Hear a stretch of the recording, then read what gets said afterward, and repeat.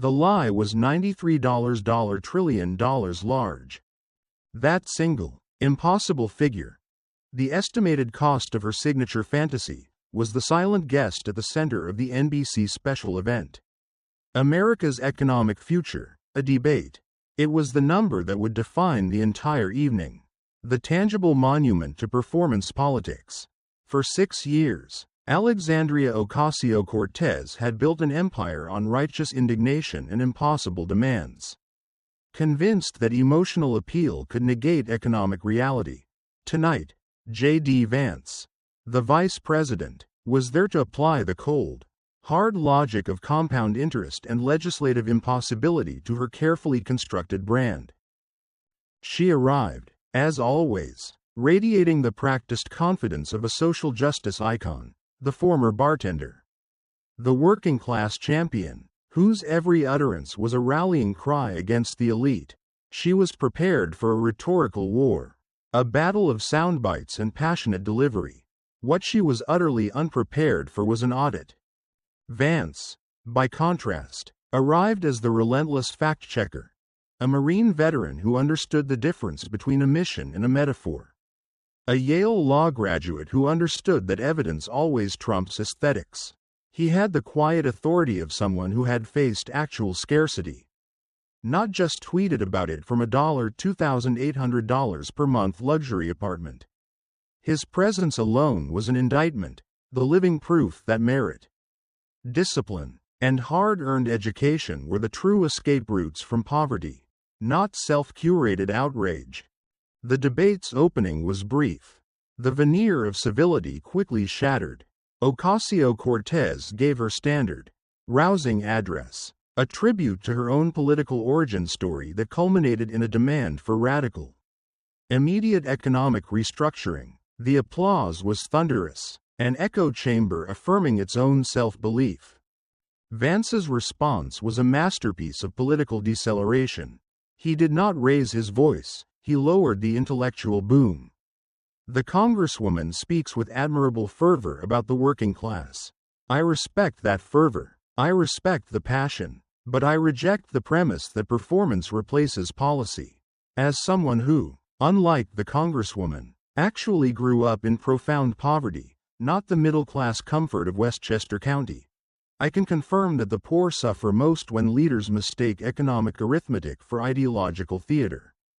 You hold an economics degree, Congresswoman. I hold a $14 page analysis showing that you've systematically ignored everything that degree was supposed to teach you. The vice president's attack was immediate and devastating. He skipped the usual political posturing and went straight for the jugular, her academic credibility. Let us deal with the $2011 Boston University degree. Congresswoman, 8 years of professional dormancy followed its acquisition. You chose not to work in economics. You chose not to work in policy. Then, you entered Congress and proposed the Green New Deal, a program whose cost, $93 trillion, is more than double all the revenue the U.S. government expects to collect in a decade. This is not economics, Congresswoman. It is a mathematical dereliction of duty. You are proposing to spend money that literally does not exist. Why should the American people trust your judgment on fiscal matters when you propose figures that defy the foundational arithmetic taught in the institution you constantly cite? He then introduced external evidence, the most damning of which were quotes from prominent Democratic and liberal economists. When the most respected figures in your own political camp, figures who want climate action, call your central proposal not serious policy. It proves that the issue isn't partisanship. The issue is your complete, willful inability to translate social media slogans into feasible policy. Your degree is a prop. Your economic plans are fantasies. The American people, particularly the working class, deserve a leader who understands how to build prosperity, not simply how to spend away the national future. The destruction of her academic authority was total, setting the stage for the demolition of her political record. The vice president, having effectively neutralized the Boston University degree as a valid credential, did not pause to allow a defensive rally. He moved immediately to the logical consequence of her academic negligence, her inability to recognize and engage with fundamental trade-offs. The core function of an economist, congresswoman, is to manage scarcity and analyze trade-offs, Vance asserted, pushing the technical critique deeper. Yet, your Green New Deal, and frankly, every major policy initiative you have championed, demonstrates a profound, almost intentional, ignorance of both. Take, for instance, your commitment to the immediate cessation of all fossil fuel consumption. This is not a moral stand, but an engineering impossibility. Current energy infrastructure, from generation to transmission, is built upon $150 years of development. You are proposing to dismantle $60% of the nation's energy supply in $10 years without the physical capacity, raw materials, or trained workforce to replace it. Engineers confirm this timeline defies physics. When you propose the impossible, you are not being bold, you are demonstrating a fundamental lack of respect for the limits of reality. Vance pulled out a document that appeared to be a detailed legislative analysis. Furthermore, let us dissect the concept of guaranteed economic security for those unwilling to work. This clause, which you proudly featured in the initial rollout of your Green New Deal, is not a social safety net, it is an economic paradox. When you delink effort from reward on a national scale, you do not elevate the poor. You destroy the incentives that create the wealth necessary to fund social programs in the first place. You disincentivize labor. This is not progressive policy. This is the intellectual error of utopian socialism, a concept discredited since the $19 century. Your economics degree should have warned you against the catastrophic impact of such a policy on the labor market and fiscal solvency. Ocasio-Cortez attempted to interrupt, her voice carrying a sharp, emotional edge. We must provide for human dignity. The market is immoral. Vance stopped her with a controlled gesture. Human dignity, Congresswoman, is secured by a functioning economy that creates opportunity, not by a $93 trillion fantasy that ensures mass economic collapse. I know what it means to lack dignity. I lived it when my family relied on food stamps and the generosity of my grandparents. My dignity was restored not by a government handout for the unwilling, but by the hard-earned opportunity provided by the United States Marine Corps and meritocratic education. Your proposals do not fight for the poor, they merely romanticize a state of permanent dependence, a state which you have never experienced. The vice president then moved to the fatal flaw in her legislative strategy: the inevitable collision between her rhetorical maximalism and political reality. The true measure of a legislator is their ability to translate vision into law, Vance stated, flipping to the section marked, "The Scorecard of Zero." In 6 years, you have been a member of the U.S. House of Representatives. You have generated millions of social media interactions, earned millions in speaking fees, and secured a global celebrity status. Yet, in that same period, your legislative output is virtually non-existent.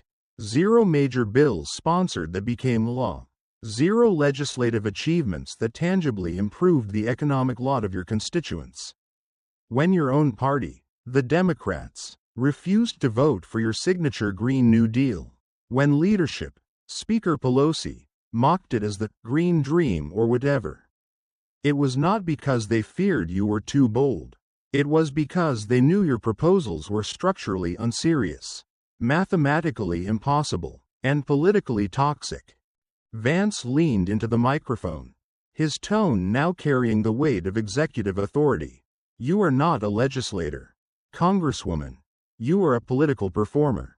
Your value to the progressive movement is not in your ability to govern, but in your capacity to generate outrage and content. You have confused an audience for a constituency.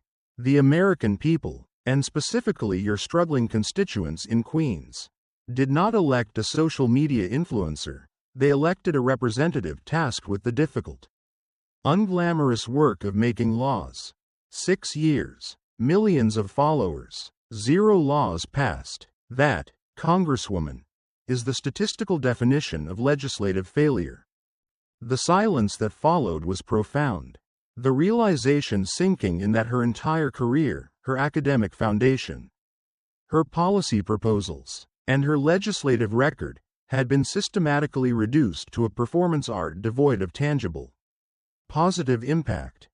Having decisively neutralized the Congresswoman's academic credentials and reduced her legislative record to the scorecard of 0, Vice President Vance initiated the second, and arguably more emotionally potent, phase of his strategic demolition, the unmasking of the political brand itself. He recognized that her power lay not in policy, but in performance, and his objective was to expose the profound, irreconcilable gap between her proclaimed working-class identity and her actual elite lifestyle. Vance flipped his folder to the section marked, "The Champagne Socialist Portfolio," his posture shifting from the academic rigidity of the economist to the cold precision of the prosecutor. His voice, measured and low, cut through the tense silence of the auditorium. "Let us move now from the impossible math of your $93 trillion fantasies to the undeniable arithmetic of your personal hypocrisy. Your political success is entirely predicated on a single, compelling narrative: the former working-class bartender, the authentic champion of the people, fighting the $1% dollar." He paused, then delivered the crucial counter-evidence. The peak of this narrative's grotesque contradiction occurred on September 13 th. 2021 at the Metropolitan Museum of Art's Met Gala. Here, we have the self-proclaimed anti-capitalist revolutionary attending one of the most exclusive, hyper-elitist, and conspicuously consumptive social gatherings on the planet. A single ticket to this event, Congresswoman, costs approximately $35.000. Let me emphasize that figure. That is the median annual income for an entire American working family, spent for one person to attend a single night of social theater. Vance held up a massive printout of the photograph, focusing on the custom-made white gown emblazoned with the words, "Tax the rich." You wore a political costume, and that is what it was. A costume, bearing a slogan. You claimed you were making a statement. But what was the true cost of that statement? Beyond the ethical? The designer of this custom creation, Aurora James, was simultaneously facing documentation showing her companies owed over $100 in various tax liabilities and unpaid wages to her own staff. The irony, Congresswoman, is so thick it borders on political satire. You wore a "tax the rich" dress, made by someone who demonstrably refused to pay taxes, to a party that cost more than your average constituent earns in a year. This is not solidarity with the working class. This is the elite engaging in performance art while exploiting the very mechanisms, wage and tax evasion, they pretend to deplore. You were not fighting the elite, you were dressing up as a rebel for their amusement. The vice president transitioned seamlessly to the economics of her daily life. Contrasting her brand with her reality, he displayed a composite graphic. On one side, a grainy photo of her campaigning in a working-class neighborhood, on the other, a high-gloss photo of the amenities at her D.C. residence. Your entire working-class aesthetic is further demolished by the realities of your current lifestyle.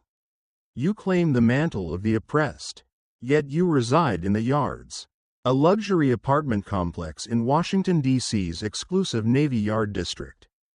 Your rent is estimated to be approximately $2.800 per month, a figure you pay for a solo apartment. The median rent for a family unit in your own district in Queens is substantially lower. You are spending thousands more than your constituents to live in a building that boasts a concierge, a state-of-the-art fitness center, a high-end pet spa, and a rooftop pool. You tweet about the crisis of affordable housing from the comfort of a building designed for the professional elite. This is not merely hypocrisy, It is a profound ethical disconnect where luxury consumption is masked by political sloganeering. Vance then broadened the financial scope of the indictment, moving beyond housing to apparel and assets. We must also address the recurring issue of your curated wardrobe. While you relentlessly attack the $1% your public appearances are frequently analyzed by fashion bloggers. Not for their frugality, but for their cost. Custom-tailored suits, designer accessories, expensive eyewear. A wardrobe that is perpetually tracked because its monetary value is high enough to be newsworthy. Furthermore, public records and old social media posts, which you subsequently attempted to delete, I might add, reveal that you previously drove a Tesla, a vehicle costing upwards of $60,000. You, the great socialist, drove a luxury electric vehicle that cost more than the annual earnings of 2 working-class families combined, all while lecturing America on the evils of capitalism. He looked directly at her, his voice hardening. I grew up in a house where the concept of a pet spa was an unimaginable fantasy. My mother's addiction meant we were genuinely poor, often struggling to keep the lights on. I remember the pervasive, humiliating weight of true economic hardship.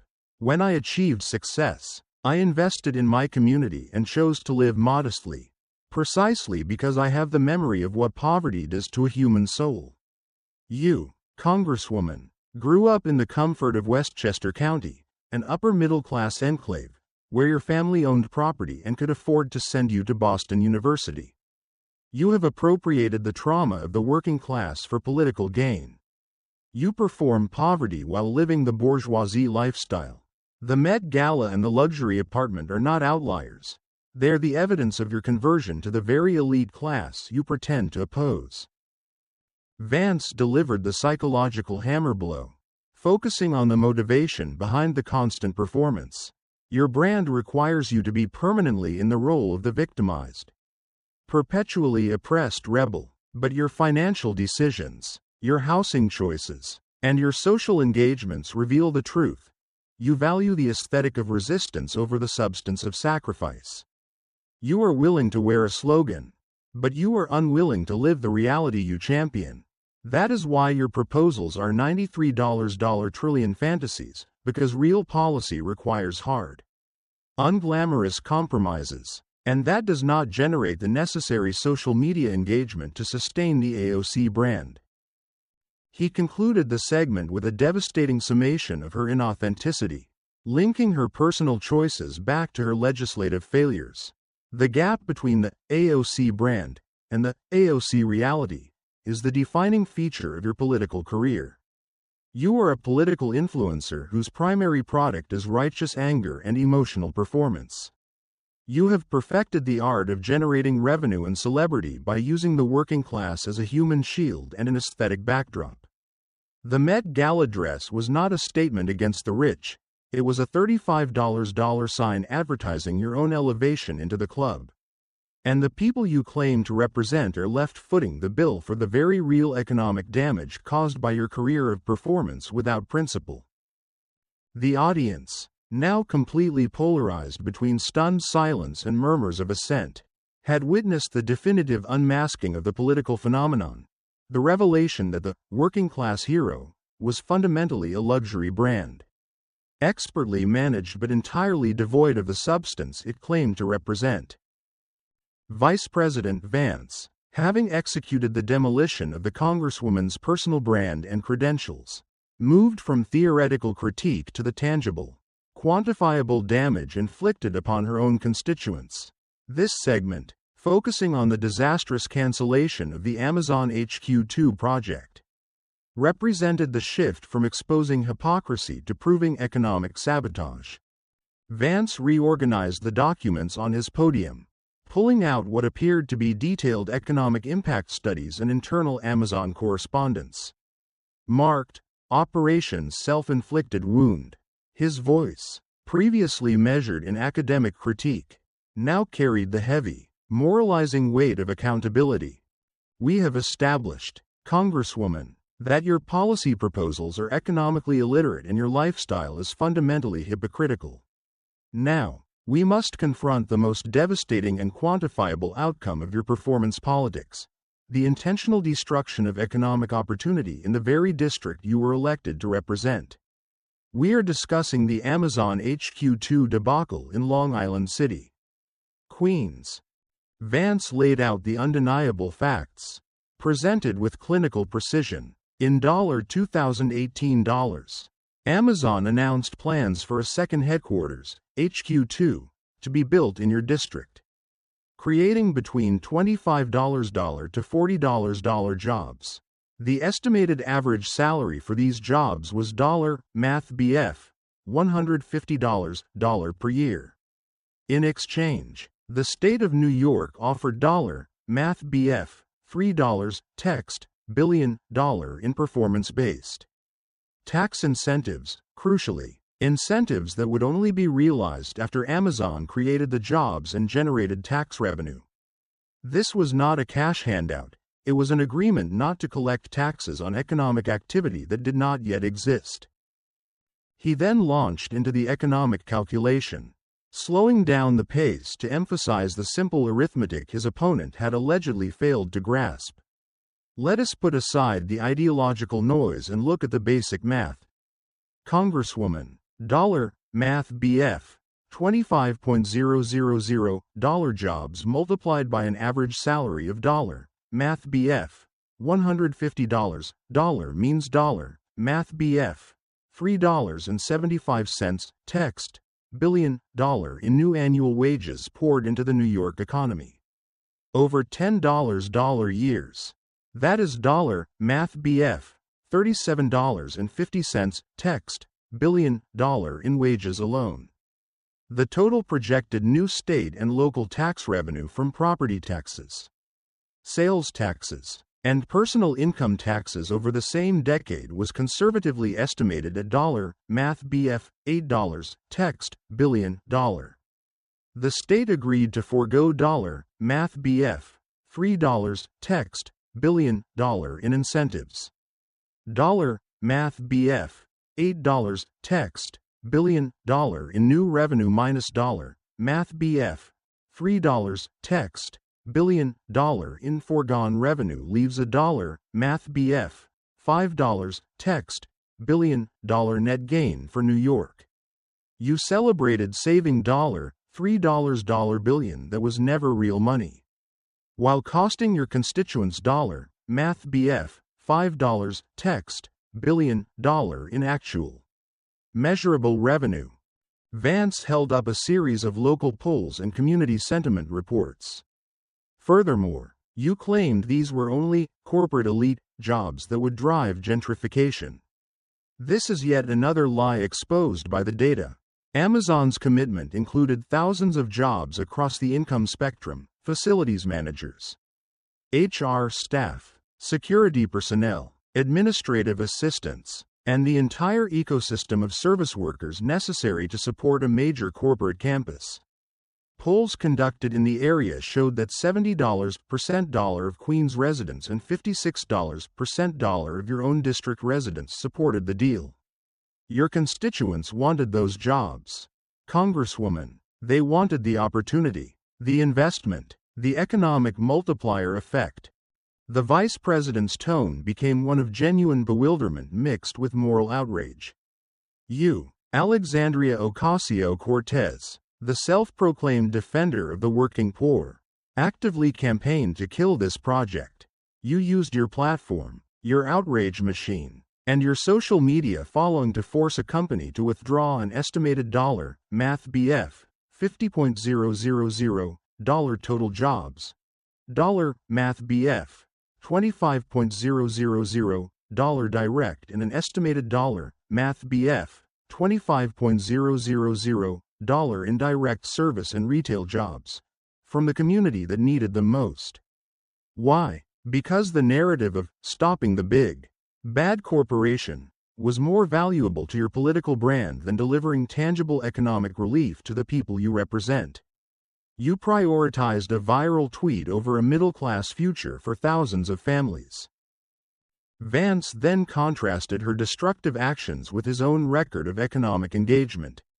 "I spent my career, both in business and now in public office, actively fighting to bring investment to communities ravaged by globalization and neglect, to places like Middletown, Ohio, and throughout Appalachia and the Rust Belt. I worked across the aisle and across corporate lines to deliver jobs and opportunity to people who desperately needed them. My philosophy is simple: you create a stable environment, you offer performance-based incentives, and you unleash the forces of job creation. Your philosophy is simple. 2.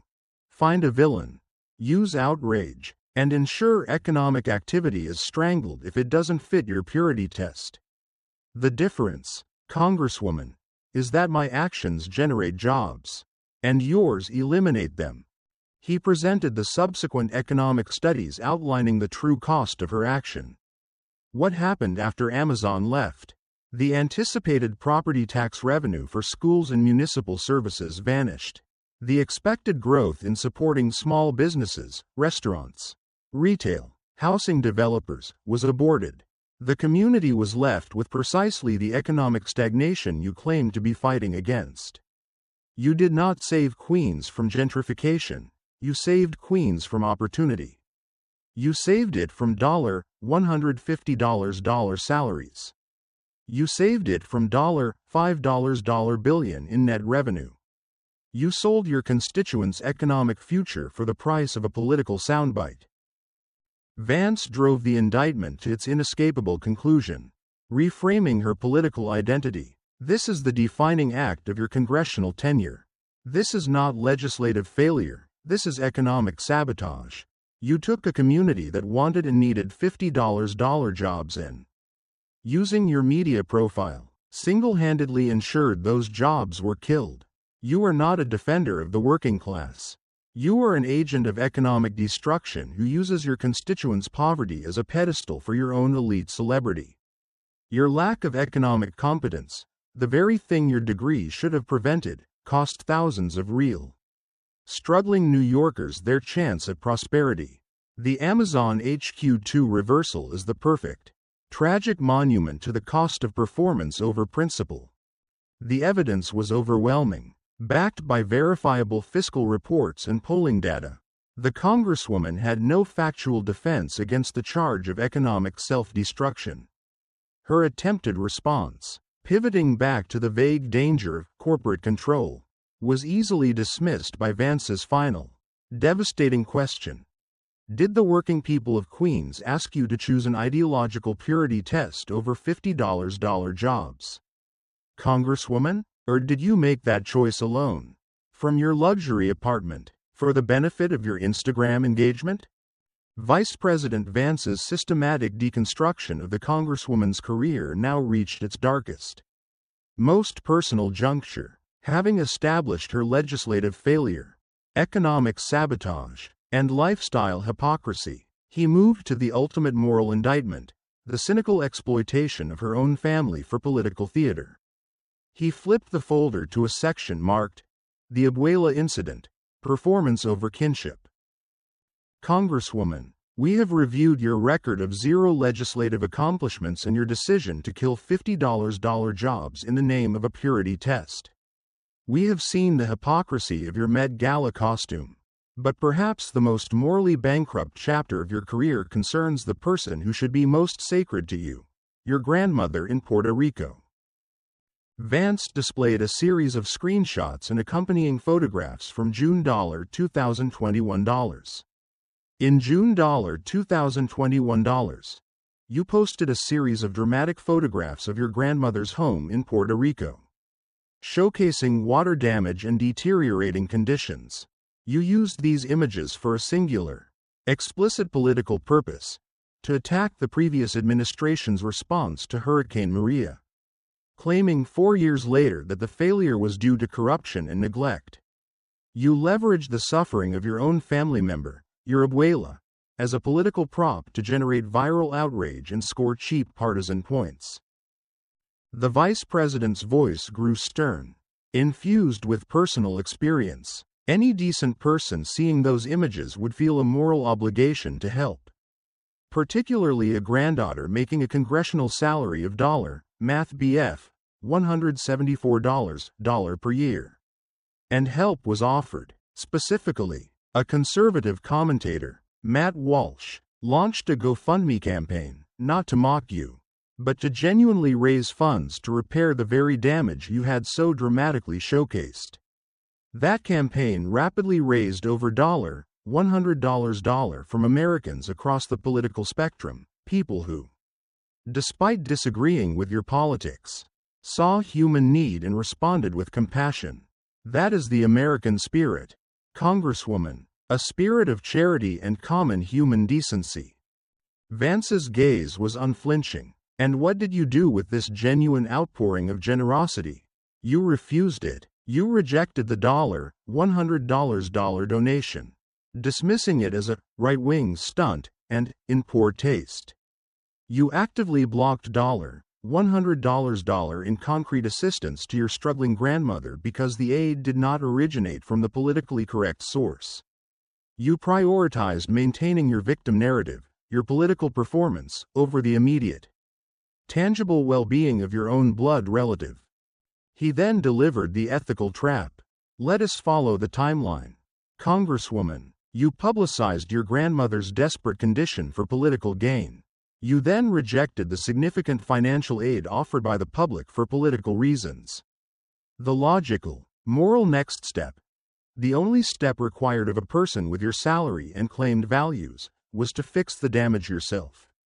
You make Math BF, $174 annually. You live in a luxury apartment costing $2.800 a month. You spend thousands on designer clothing. You could have easily paid for those repairs with a single month's salary. Or certainly, without resorting to public campaigns. Vance pulled out investigative reports that followed the incident. However, subsequent investigations revealed no evidence that you personally funded or oversaw the necessary repairs. The story evaporated once the political capital was extracted. You used your grandmother's suffering to attack a political opponent, rejected a six-figure sum intended to help her, and then, based on all available evidence, appear to have simply moved on to the next viral tweet. This is not political maneuvering. This is a profound moral failure. You exploited your family's plight as a political prop, refused assistance when it was offered, and failed to deliver the required relief yourself. You chose politics over kinship.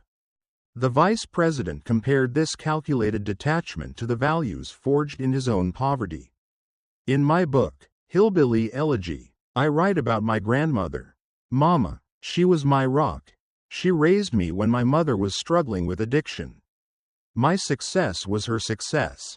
And when I earned the means, my absolute first priority was ensuring her comfort and security. That is the definition of family responsibility. You do not use your grandmother's suffering to generate clicks. You use your success to alleviate that suffering. He summarized the moral charge with cold finality. This incident tells America everything it needs to know about your true priorities.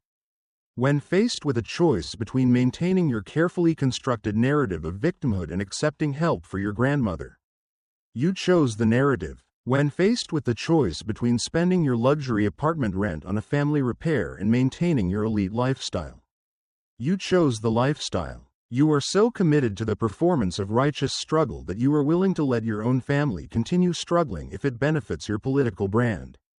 If you are willing to exploit the vulnerability of your own grandmother for political gain. What is the moral limit to your political opportunism? The answer, Congresswoman, is that there is none. The indictment was complete. A systematic demolition that went beyond policy and economics, striking at the core of personal character and moral decency. The room was dominated by the chilling understanding that the political celebrity on the stage was willing to sacrifice personal integrity and family well-being for the relentless maintenance of the AOC brand. The vice president, having delivered the moral indictment, moved to the ultimate measure of her professional existence, her political efficacy. The focus shifted from Alexandria Ocasio-Cortez's individual failures to the collective legislative impotence of her political faction. Often dubbed the Squad, this segment was designed to prove that her celebrity was a distraction, not a tool for governance. Vance pulled out a detailed comparative legislative analysis, meticulously tabbed, marked, the influencer cohort, $14 million followers, 0 laws. His tone, though still cutting, adopted the weary authority of a statesman observing a catastrophic waste of institutional resource. Congresswoman, you are not an isolated figure in this performance-based political economy. You are the most prominent member of a highly visible, hyper-engaged cohort, the Squad. This group, including yourself, Congresswoman Omar, Congresswoman Tlaib, and others, has been in office collectively for approximately math BF, $16 years. The promise of this group was a radical shift in American policy, driven by uncompromising ideological purity and media amplification. Let us now examine the return on investment for the voters who sent you to Washington. Vance laid out the numbers that quantified the failure. Total pieces of major legislation sponsored by the Squad that have been successfully passed and signed into law since 2019. 0. Total legislative victories delivering quantifiable economic benefits to their respective districts. 0. Total bills that have even survived a floor vote in the House without massive immediate compromise. Essentially 0. Your collective legislative achievement, Congresswoman, is mathematically indistinguishable from that of a single first-term intern. He then dissected the legislative strategy itself, arguing that their uncompromising stance was a deliberate choice for performance over results. Your political playbook dictates that legislation must be perfect, that it must adhere to the maximalist demands of your social media base, or it must be opposed entirely. This ideological purity, while earning you retweets and praise from activist circles, renders you entirely ineffective within the actual mechanisms of governance. You, and your cohort, voted against crucial, bipartisan bills, not because they were detrimental to your constituents, but because they were not pure enough. Vance held up the voting record on the bipartisan infrastructure bill. Take the bipartisan infrastructure law, a bill that authorized billions for rebuilding actual roads, bridges, water pipes, and expanding broadband access into underserved communities, including portions of your own district. This was a tangible deliverable for the working class. Yet, you voted against it. You opposed $550 billion in new federal investment that would have created thousands of construction jobs, accelerated economic growth, and modernized critical infrastructure, all because the bill was not a component of your unfeasible $93 trillion Green New Deal fantasy. You chose a loud, principled no over a quiet, beneficial yes. This is not leadership, it is political self-immolation for the sake of brand maintenance. He drew a sharp contrast with his own approach. I have spent my time in the Senate and now as Vice President focusing on the unglamorous, difficult work of compromise, of securing real investment for Ohio, of passing legislation that tackles issues like the opioid crisis and bringing manufacturing jobs back. We seek outcomes, you seek outrage. The difference is stark. I govern, you perform. My approach yields jobs and infrastructure. Yours yields viral video clips and 0 laws. Vance then focused on the internal political damage wrought by the Squad's tactics. Your uncompromising style has not only failed to produce laws but has also alienated you from the core power structure of your own party. You are not a power broker, Congresswoman. You are a backbencher. Your own leadership, including former Speaker Pelosi, openly mocked your proposals. You and your cohort were consistently denied key committee assignments, not due to ideological disagreement, but due to your demonstrated inability to work within the institutional framework. You have confused visibility with influence. The institution of the U.S. Congress has effectively isolated you because you are better at generating antagonism than achieving consensus. Your influence is limited entirely to the cultural sphere, in the legislative arena. You are a political eunuch. He presented the final, crushing statistical comparison, emphasizing the metrics of celebrity versus the metrics of governance. You and your squad members collectively command nearly math BF, $14 million followers across social media platforms. That is an enormous cultural footprint. But when we compare that digital engagement to the tangible, physical impact on the lives of your constituents, jobs created, laws passed, problems solved, the ratio is chilling. Math BF, $14 million followers to 0 legislative wins. You have maximized your personal brand at the expense of your professional mandate. The people who suffer are the working-class families in your districts who were promised a revolution and received only a relentless stream of content.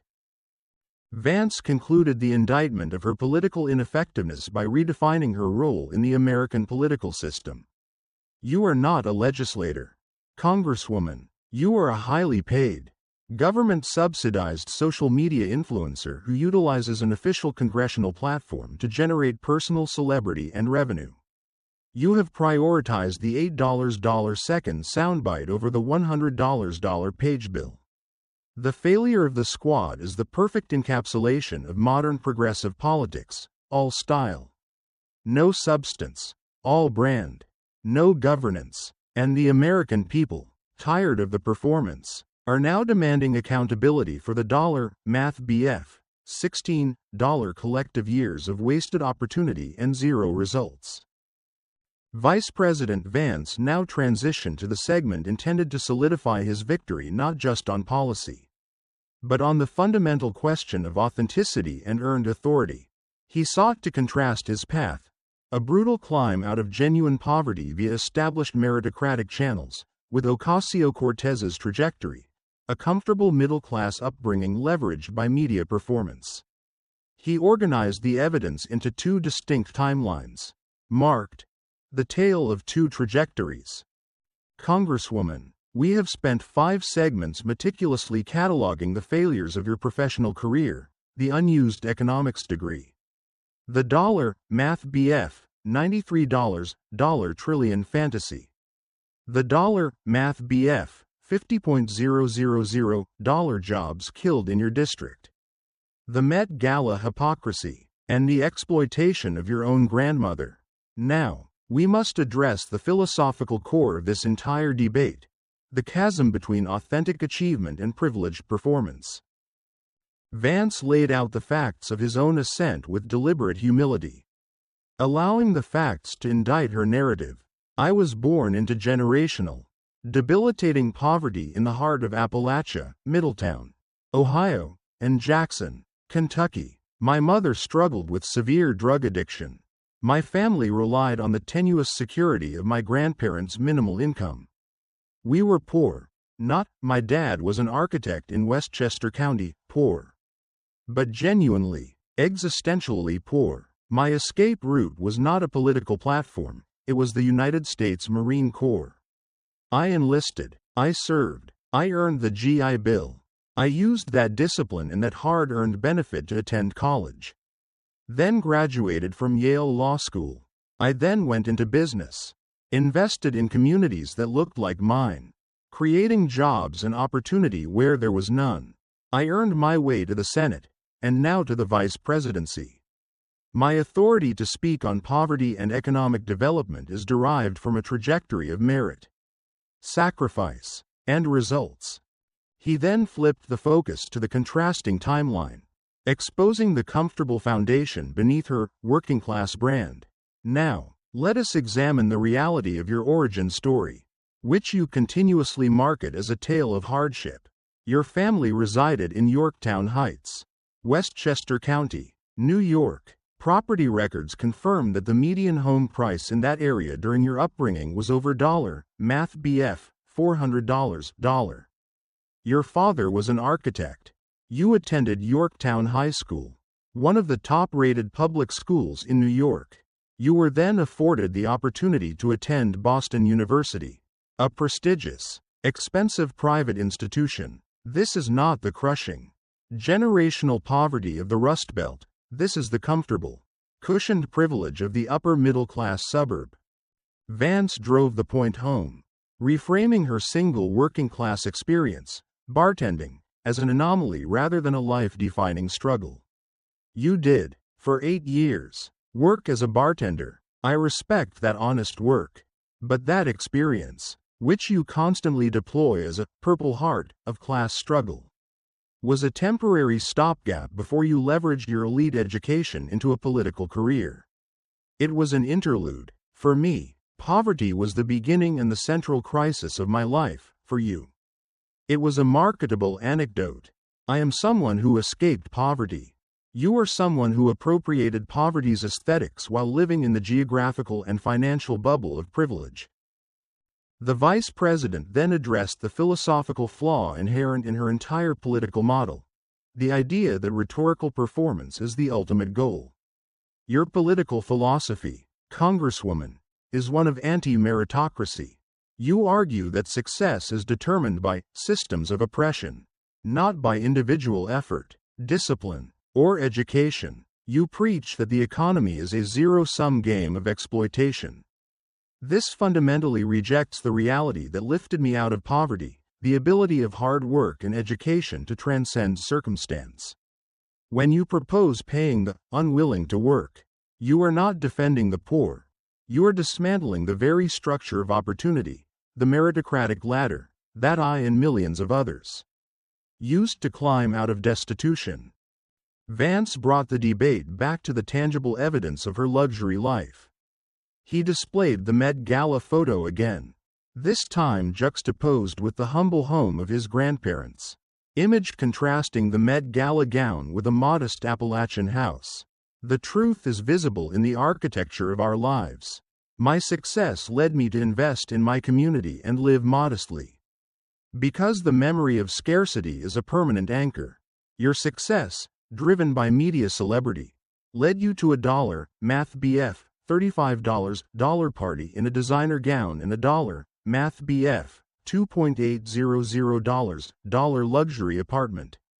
You have become the living embodiment of the wealthy elite who talk passionately about the poor but live entirely insulated from their reality. You are the embodiment of performance privilege. The conclusion of this segment was a stark, moral appeal to the American ideal of achievement.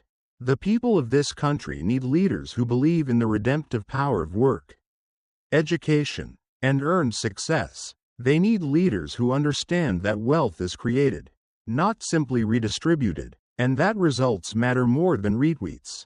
Your career, Congresswoman, is a 6-year exercise in proving that credentials without competence leads to economic sabotage, and privilege disguised as poverty leads to moral exploitation.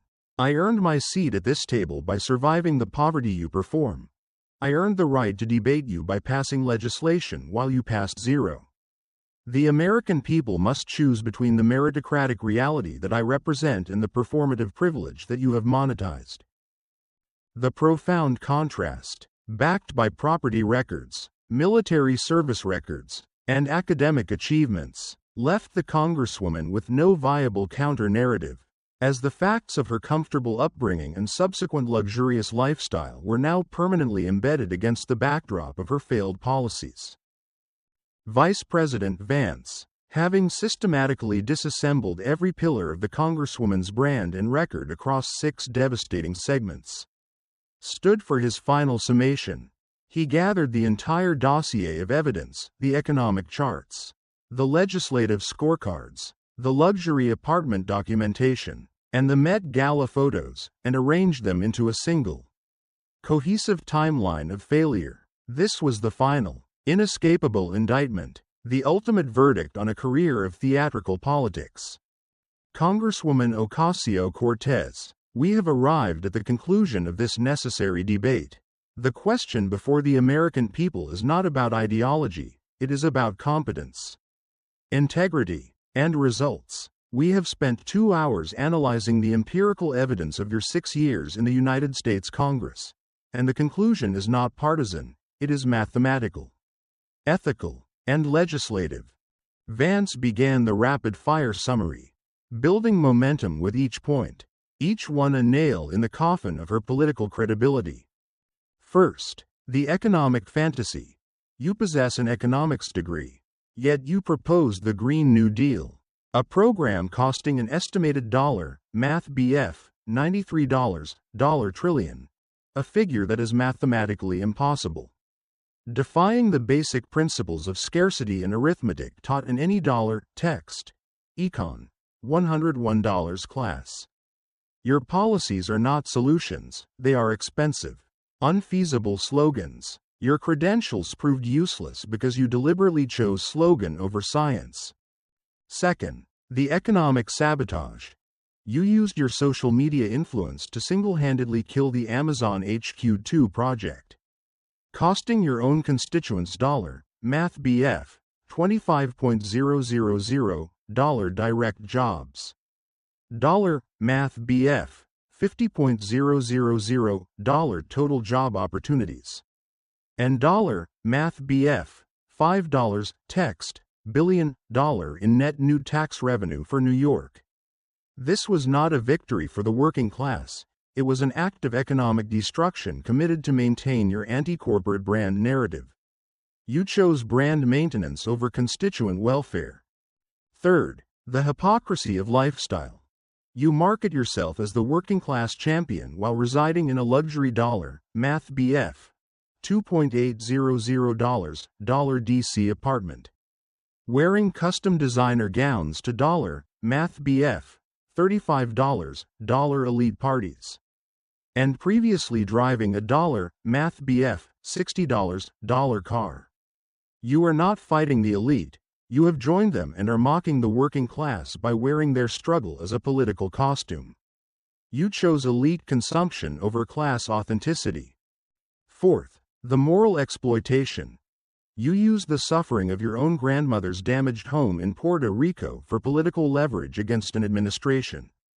When public charity offered math BF, $100 to fix the damage, you rejected it for political reasons, and then failed to fix the damage yourself despite your substantial salary. You chose political narrative over family obligation. Fifth, the legislative failure. As a leader of the squad, you have spent 6 years in Congress, amassing math BF, $14 million followers. Yet your legislative record boasts math BF, $0 major bills passed into law.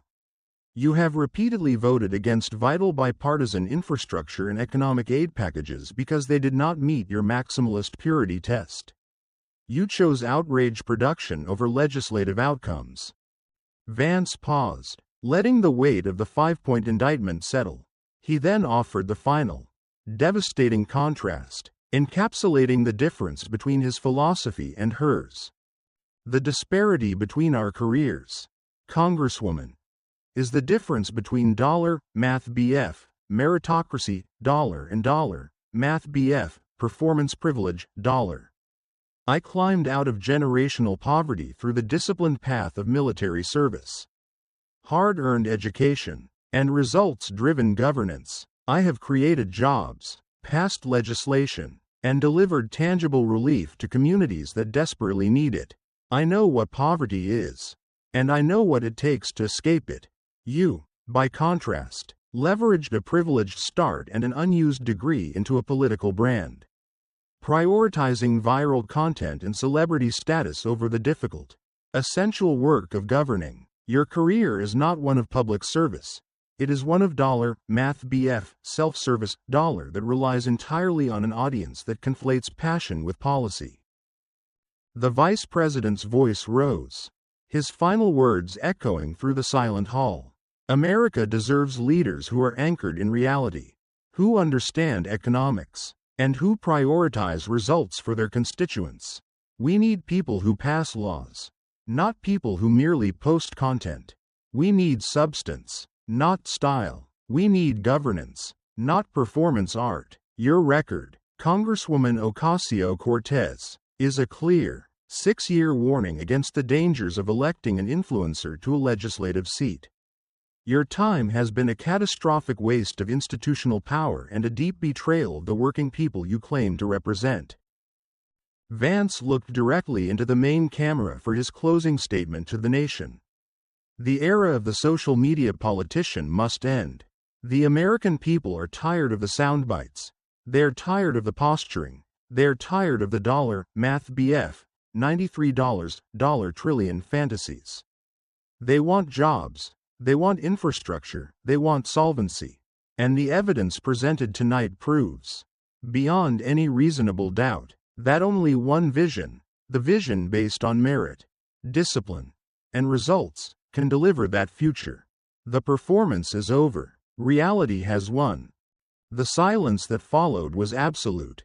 The audience had not witnessed a debate, they had witnessed an execution. The 6-minute opening had stretched into a 2-hour, systematic deconstruction, and the outcome was undeniable. The myth of the performance politician had collapsed under the weight of her own non-existent legislative record and the crushing arithmetic of her failed policies. The era of zero laws passed was finally being held accountable.